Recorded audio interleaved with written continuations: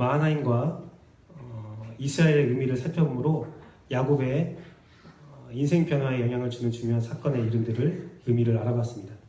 이를 통해 하나님께서 그리스도인의 생활을 어떻게 이끄시는지를 함께 묵상했고, 우리 또한 하나님께서 마하나임과 이스라엘의 이름을 통해서 인도하는 사실을 알고 또 인도한 받기를 간절히 바라고 이 합당한 삶의 열매를 맺어가자라고 우리가 선포하고 결심을 했죠. 저는 여러분들이 그 하나님의 계획과 예수 그리스도의 십자가의 보혈의 은혜와 성령님의 인도함 가운데 모든 삶의 사건들이 함께로 나아가는 그 마하나임이 되기를 원합니다.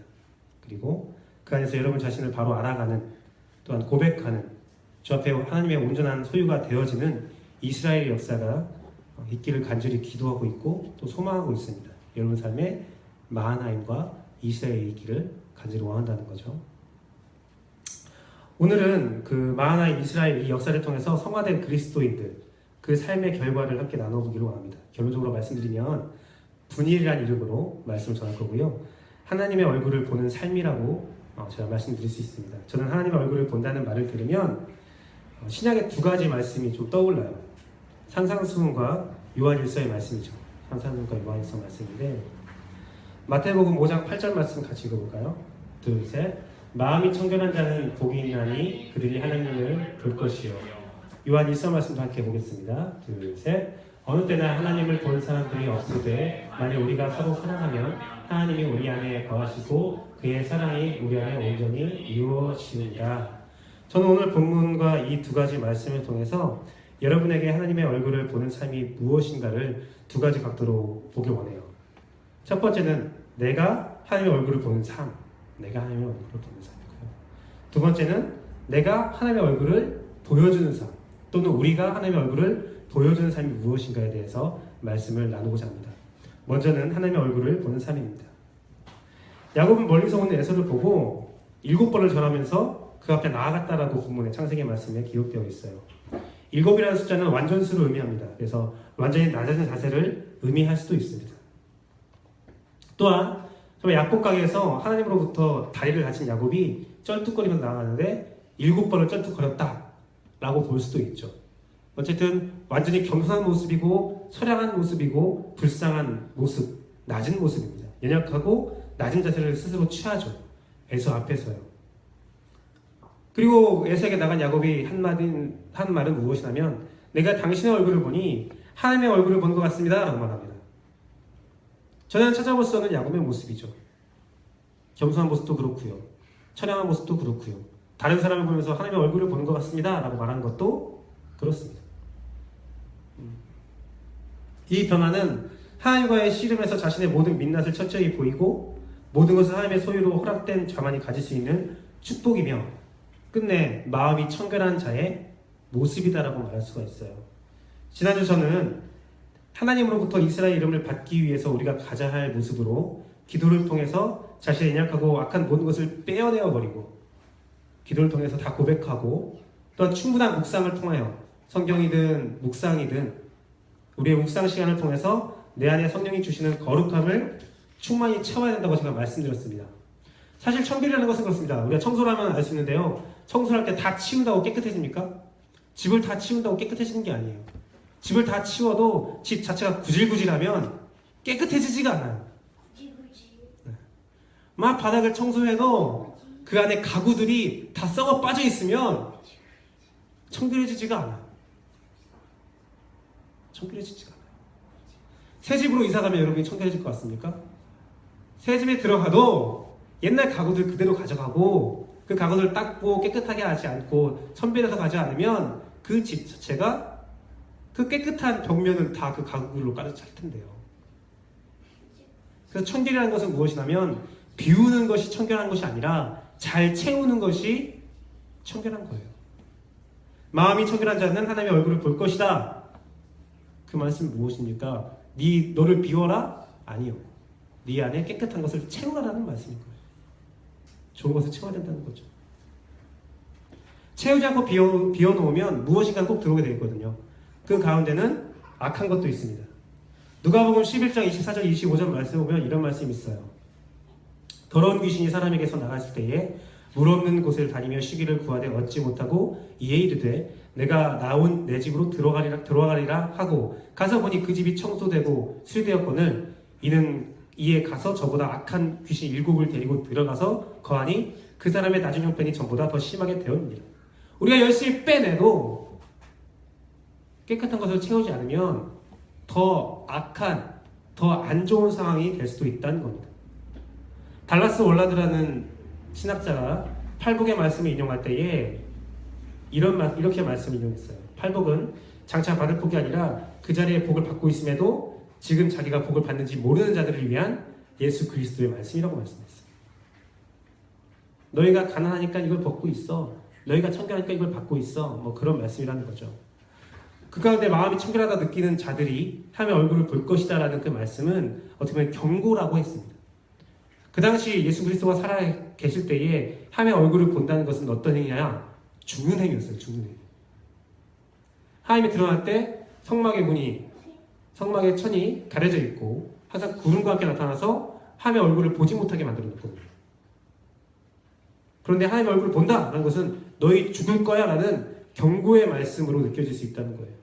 달라스 월라드는 이 말씀에 대해서 마음이 청결하다라는 것은 마음을 청결하다 느끼는 사람은 굉장히 교만한 사람이라는 것이죠. 교만한 사람. 그래서 그 교만한 사람이 하나님의 얼굴을 볼 것이라는 경고를 받으면서 자신의 안에 있는 교만을 발견하고 겸손해지기를 원하는 예수 그리스도의 복에 대한 말씀이라는 거죠. 겸손에 대한 말씀이라는 거죠. 달라스 월라드의 관점은 매우 흥미롭죠. 재미있습니다. 또한 오늘 제가 전하고자 하는 말씀과 좀 의미가 통할 수 있다라는 생각이 들어요. 제가 지금 하나님의 얼굴을 볼 것이다라는, 하나님의 얼굴을 본다는 분열의 말씀을 전하고 있는데 조금은 통하는 의미가 있다는 겁니다. 하나님의 얼굴을 보는 것은 내 자신을 발견하고 두려움과 고통이 수반되는 과정이에요. 하나님의 얼굴을 보기 위해서는 사람은 겸손해지고 또한 겸손하지 않은 사람이 하나님의 얼굴을 봐도 자연스럽게 겸손해지는 것은 하나님의 또 다른 축복이라는 겁니다. 야곱도 하나님의 얼굴을 본다는 고백을 가진 것은 엄청난 겸손의 모습을 보이고 있는 거예요. 그러면서 7번을 절뚝거리고 에색에 나와서 정말 겸손한 모습으로 당신은 하나님의 얼굴입니다 라고 말하고 있다는 거죠. 하나님의 얼굴을 본다는 분예의 삶은 끝내 어떤 삶을 의미하면 겸손한 삶을 의미한다. 겸손한 삶.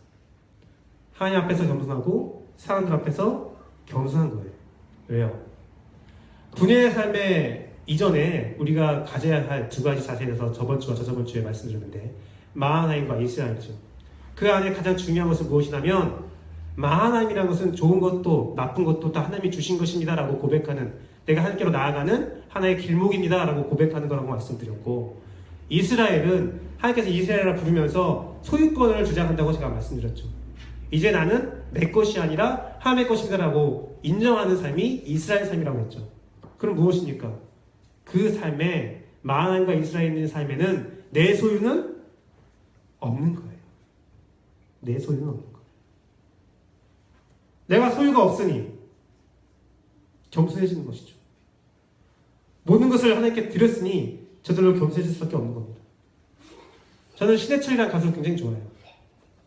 신해철이라는 가수 되게 좋아해요. 그가 천주교인지 기독교인지는 잘 모르겠지만 어쨌든 그쪽에 그 기독교, 개신교 종교에 있었다고 하더라고요. 그리고 그는 철학과를 나왔습니다. 그래서 가사에 철학적인 요소, 성경적인 요소가 많이 가미되어 있는데요. 그 노래 중에서 민물장어의 꿈이라는 노래가 있어요. 그 가사를 좀 제가 한번 읽어보드릴게요. 좁고 좁은 정문으로 들어가는 길은 나를 깎고 잘라서 스스로 작아진 것일 뿐. 되게 성경적이잖아요. 좁은 길에 가는 거. 좁은 길은 우리를 깎아야 된다. 나를 잘라야 된다. 이제 버릴 것조차 거의 남은 게 없는데 문득 거울을 보니까 자존심 하나가 남았다.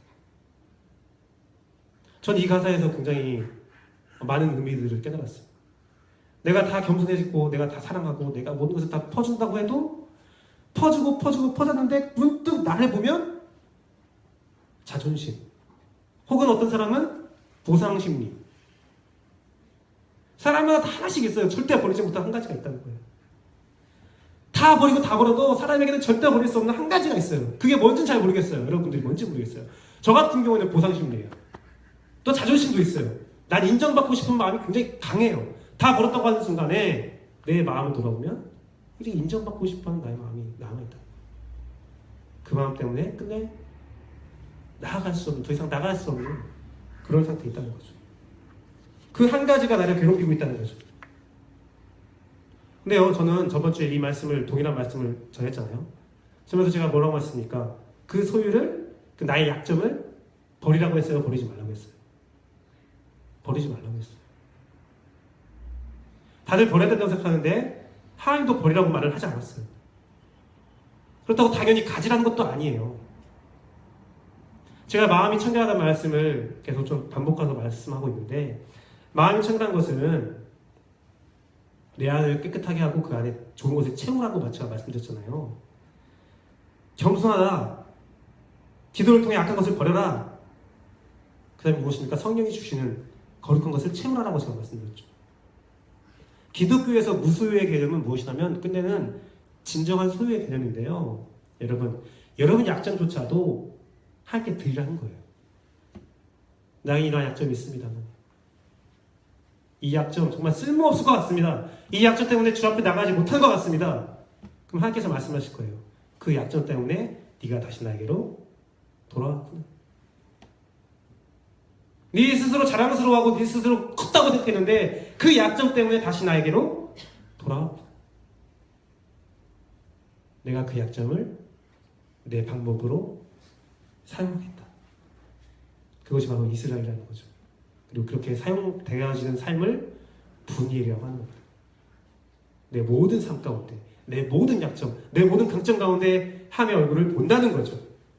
야곱이 말했던 에서, 당신의 얼굴은 하나님의 얼굴입니다. 그것이 무엇입니까? 야곱에게 가장 큰 약점이 누구예요? 그 인생의 가장 큰 약점은 에서예요. 에서조차도 지금은 하나님의 얼굴 같습니다. 하나님의 인도함 같다는 거예요. 여러분, 하나님의 얼굴을 본다는 것은 모든 소유에서 하나님의 얼굴을 발견하는 겁니다. 모든 것들을 하나님이 주신 것을 소중히 여기는 삶입니다. 에서는요, 집요하게 본문에서 야곱에게 소유에 대한 질문을 계속해요. 이거 누구 거니? 이거 누구 거니? 이거 누구 거니? 그 대답에 한결같은 야곱의 대답은 무엇입니까? 하나님이 주신 거예요. 하나님 거예요. 그 전에는 내 거였어요. 하지만 지금은 다 하나님의 것입니다. 또한 야곱에게 에서는 과거에 내 삶의 앞길을 가로막는 적이었어요. 저 사람 없으면 내가 자연스럽게 형이 되고 장자가 되는데, 없애버려야 되는데, 없어졌으면 좋겠는데. 그런데 지금 부엘의 삶에서는 형은 소중한 하나님의 얼굴입니다 라고 고백하는 거예요. 또한 에서는 자신의 생명을 위협하는 삶이 있어요. 현재 사명의 장정은 야곱의 가족과 야곱의 소유와 야곱 자체를 쓸어버릴 수 있는 그런 위험이었거든요. 원수였거든요. 그런데 그런 원수에서 이제는 무엇입니까? 비록 당신이 선택해서 나를 죽일 수 있을지언정, 나의 모든 것을 다 빼앗을지언정, 오늘날 나 자신을 발견하게 하고 하나님을 만나게 하는 진정한 마하나임이요 하나님의 얼굴입니다. 그렇게 고백한 야곱에게 놀라운 일이 벌어집니다. 어떤 일입니까? 그가 다 버렸던 모든 것들을 다 회복시켰죠. 물질도, 가족 관계도, 그의 마음의 어두움도, 그의 마음의 약점도 다 회복시켰어요. 에서가 말하잖아요. 그래? 내가 가져갈게. 아니요. 다 가져. 나 다 많아. 다 가져. 네 자녀들 하나님이 주신 거야? 아, 소중하네. 소중히 가져가. 그리고 마지막에 말이 무엇입니까? 야, 나랑 동행하자.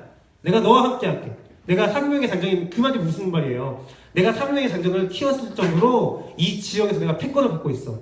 내가 보호한 사람은 누구도 못 건드려. 야곱은 누구예요? 이제 이방인이에요.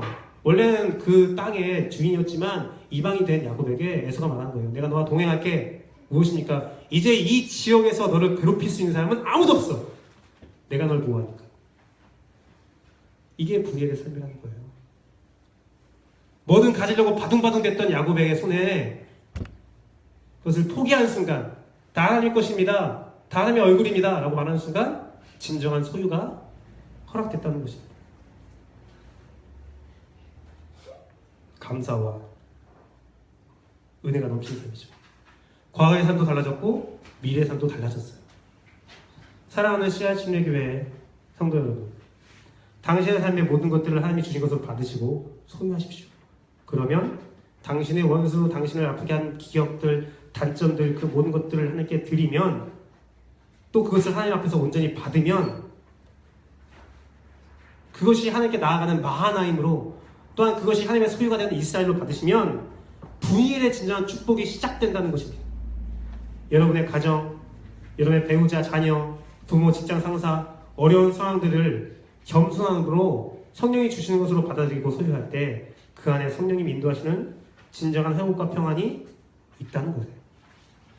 성령님의 인도함 안에서 성화되고 회복된 분일의 삶의 모습에 과거의 나만을 위하여 타인을 섬기지 못했던 나의 의지와 행동이 하나님을 위하고 타인을 함을 여기는 그러한 섬기의 삶으로 변화되면서 그 안에 진정한 회복도 있고 그 안에 감사도 넘친다는 거예요. 이것은 에베소서 5장 20절에서 22절 말씀과 동일한 삶의 모습이 갖춰진다는 겁니다. 같이 읽어볼게요. 둘, 셋. 범사의 우리 주 예수 그리스도의 이름으로 항상 아버지 하나님께 감사하며 그리스도를 경외함으로 피차 복종하라. 끝내 구약이 말하는 분일의 삶은 에베소 5장 20절 22절의 성령의 충만한 삶과 직결된다는 겁니다. 그리스도를 경외함으로 내가 당신을 보니 하나님의 얼굴을 본 것 같습니다. 제가 인사할 때 여러분들 한 가지만 보고도 하나님의 형상이라고 말하라고 고백하라고 제가 인사를 시켰었죠. 그래요. 저도 그래요. 제 가족을 보면, 우리 자녀들을 보면 전체의 모습으로는 도저히 하나님의 형상을 발견할 수 없을 때가 있어요. 아, 얘가 진짜 내 하나님 주신 거란 말이에요. 그냥 그 가운데 작은 거 하나, 예쁜 거 하나, 하나씩 발견하다 보면 그 모든 것들이 하나님의 형상으로 보여지게 되고 그 안에 회복이 있고 새로운 축복이 있는 것을 확신합니다. 전 아직 못하고 있지만 저도 할 것입니다. 못하고 있는 거 고백할게요. 못하고 있지만 그렇게 할 거예요. 두 번째, 이제 하나님의 얼굴을 보여주는 삶이에요. 하나님의 얼굴을 보여주는 삶. 야곱에게 분이엘의 삶은 엄청난 은혜를 경험하게 했습니다. 우선 그는 잃어버린 것을 모두 찾게 됐죠. 그가 버린 물질, 그가 버린 가족, 물론 그가 과거에 잃어버린 형제 우애까지 모든 것을 찾게 됐어요. 오늘 본문 보면 되게 특이한 장면이 나오는데요. 어떻게 해요? 분명 우리가 전에 말씀에 봤을 때 에서는 에서의 가족들을 먼저 야복을 건너게 했어요. 홀자 남았다고 되어 있어요. 근데 오늘 본문에 에서가 나갈 때 야곱이 맨 앞에 쓰고 그 뒤에 그의 가족들을 세웠다는 말씀이 있어요. 완전 바뀐 거죠. 삶 자체가 바뀐 거예요. 더 놀라운 것은 그러한 삶을 보였을 때에 에서가 그에게 모든 것을 회복시켜 주잖아요. 그가 에서가 누구예요? 원수예요. 원수예요. 원수의 손에 그 모든 것을 되찾게 된 거예요. 이것은 다윗의 바람과 똑같은 일인데요. 시편 23편 5절, 우리 시편 23편 보면 양떼 푸른 초장 그 설교인데요.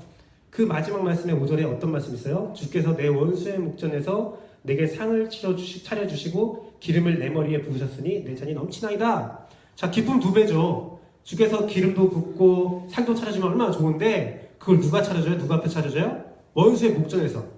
자, 원수의 목전에서 하나님께서 자기를 축복하고 기름을 부어주면 기쁨 두 배죠. 뿌듯하죠.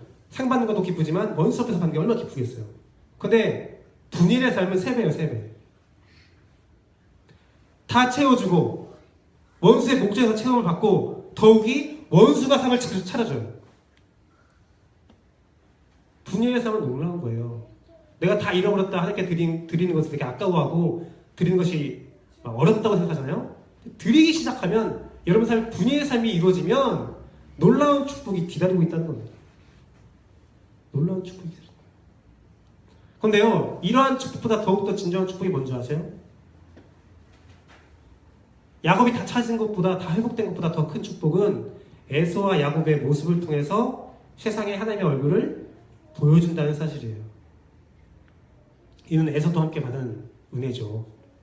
단순히 야곱이 볼 때 에서 당신은 하나님의 얼굴입니다. 그 외에 야곱과 에서의 회복을 보면서 세상 사람들이 야, 하나님의 얼굴은 저런 거구나, 하나님의 얼굴을 보는 사람의 삶은 이런 거구나 라는 것을 깨닫게 된다는 거예요. 오늘 본문의 에서의 모습을 보기를 원합니다.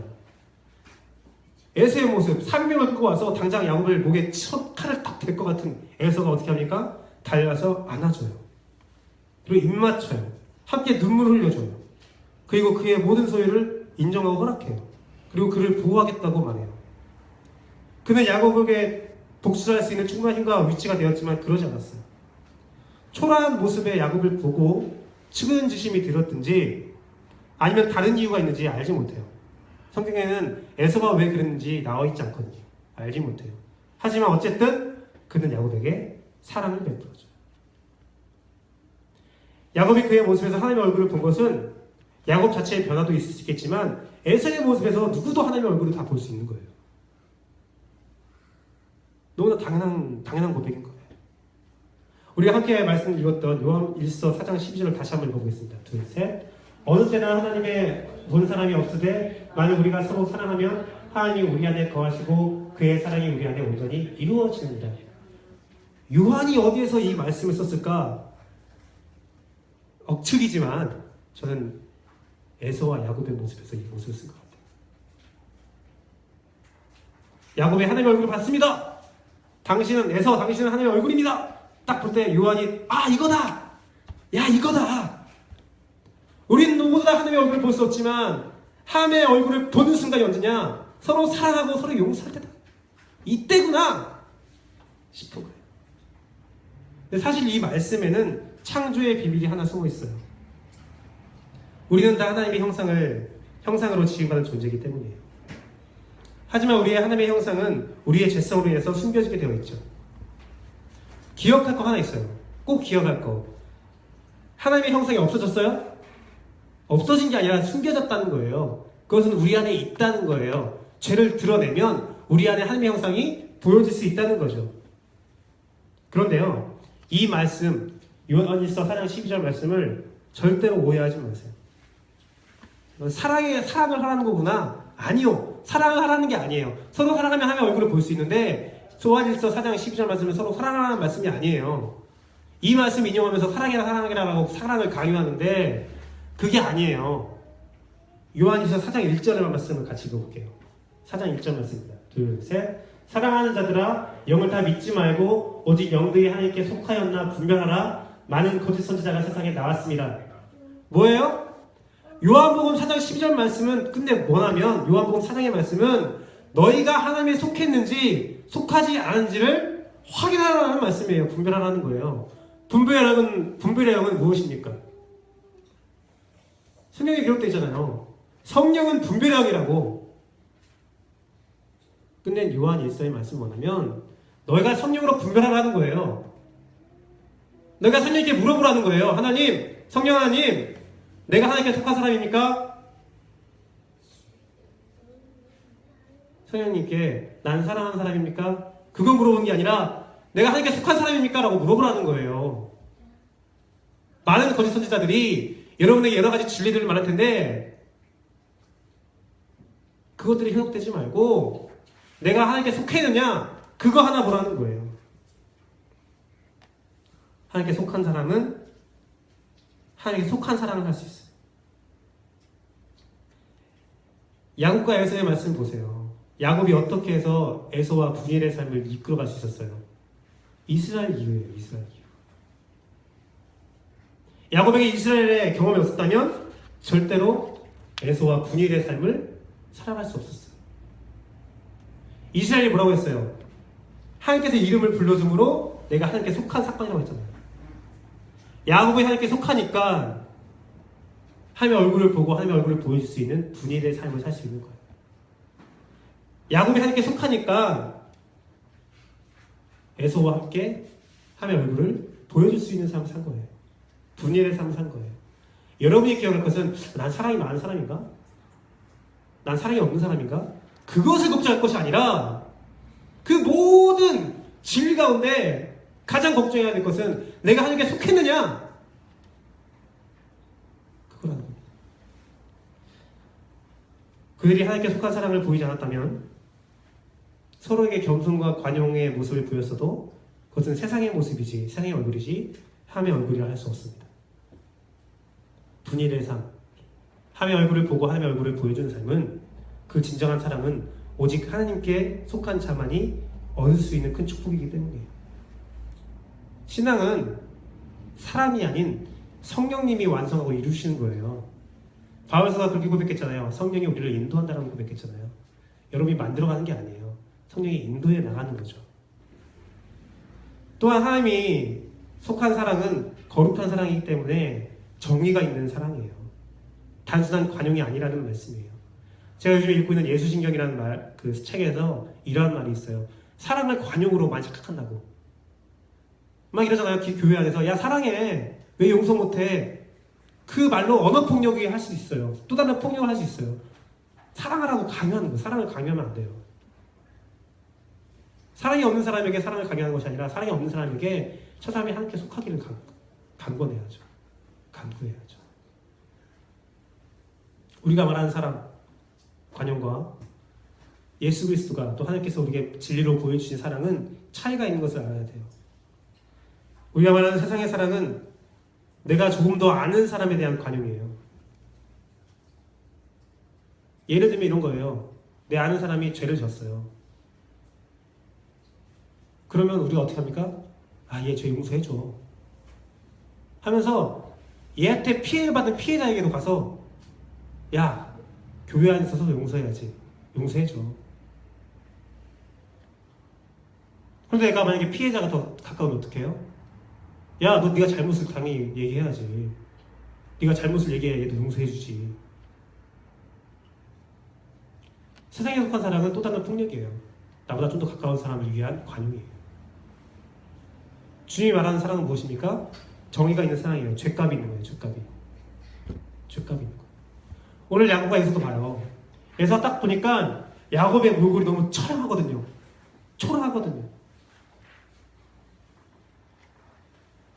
야곱의 삶을 보세요. 그가 에서에게 잘못을 저지르고 어떻게 했습니까? 이방 생활을 21년간 했어요. 하나님이 딱 보시기에 야곱 됐다 이거예요. 그 죄값 치렀다 이거예요. 더 이상 그를 괴롭히게 하지 말라고. 이미 죄값을 치른 거에 대해서. 하나님의 사랑이 그래요. 정의의 사랑이 바로 그거예요. 죄값을 치르되 더한 죄값을 받지 않게 하는 거예요. 딱 그만큼만. 근데 우리는 어때요?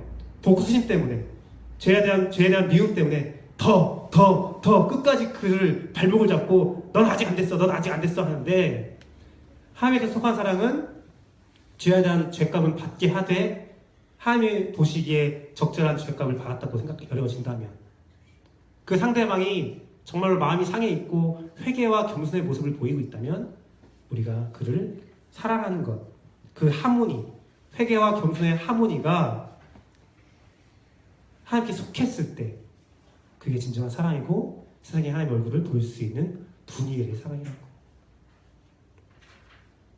그렇습니다. 우리가 하나님께 속하여 서로 겸손과 용서로 사랑하면 그 안에 우리의 잃어버린 물질과 명예, 하나님의 얼굴이 회복되게 됩니다. 우리는 하나님의 형상이기에 하나님의 물질, 명예, 능력, 얼굴은 우리 안에 있는 본성이기 때문이에요. 근데 그 안에 죄를 씻으면 우리의 본성이, 하나님의 얼굴이 드러나는 은혜가 있다는 것이죠. 그러니까 먼저 우리가 해야 할 것은 무엇입니까? 바로 하나님께 속하는 것이에요. 하나님과 이스라엘을 통하여서 분야의 삶을 속히 오는 여러분 되기를 소망합니다. 그러기 위해서 기도와 묵상, 성령의 인도하심이 반드시 필요하다는 거예요. 말씀을 맺도록 하겠습니다. 그동안 우리는 마하나임과 이스라엘에 대한 잘못된 오해가 있었어요. 내 기준에 좋은 일은 마하나임이고 내 안에 좋은 일들, 하나님과 좋은 교제는 이스라엘이다. 아니죠. 또한 우리는 마하나임은 하나님이 주시고 이스라엘은 우리가 싸워서 얻는 거라고 생각했어요. 그 반대였죠. 하나님이 우리를 인도하는 가운데 우리의 내 삶의 모든 영역, 아픔도 좋은 것도 나쁜 것도 다 하나님이 주신 거라 여기는 것이 바로 마하나임, 내 마음의 변화, 내가 내 의지로 그것들을 받아들이는 것이 마하나임이라면 그 안에서 하나님께서 나 자신을 알게 하고 나 자신을 이기게 하는 것, 내 자신을 이겨서 내 소유를 꺾어버리고 하나님의 소유로 들어갈 수 있게 인도하시는 것이 바로 이스라엘이라는 거예요. 그럼 분일은 무엇입니까? 그 일들을 통하여서 하나님의 얼굴을 충분히 드러내는 것이 바로 분일이라는 것입니다. 여러분, 신앙의 초보에게는 마하나임이 필요합니다. 마하나임이 필요해요. 하나님의 도우심이 필요해요. 축복이 필요해요.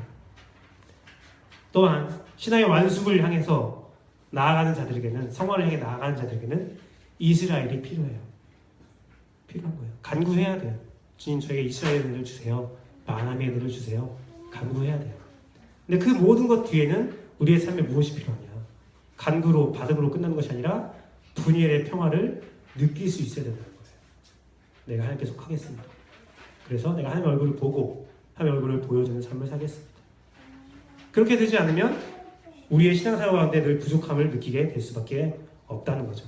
여러분 삶에 부족함이 있다면, 신앙의 부족함이 느껴진다면 내가 마하나임이 필요한가, 이스라엘이 필요한가, 분열이 필요한가를 잘 분별하여서 하나님의 속한 은혜 가운데 그 세 가지 은혜를 다 소유하는 여러분들을 진심으로 축복합니다. 저는 이 같은 일이, 이 같은 평안이, 이 같은 평화가 여러분 삶에 간절히 이루어지기를 간절히 바라는데 먼저 가정에서 이루어졌으면 좋겠어요.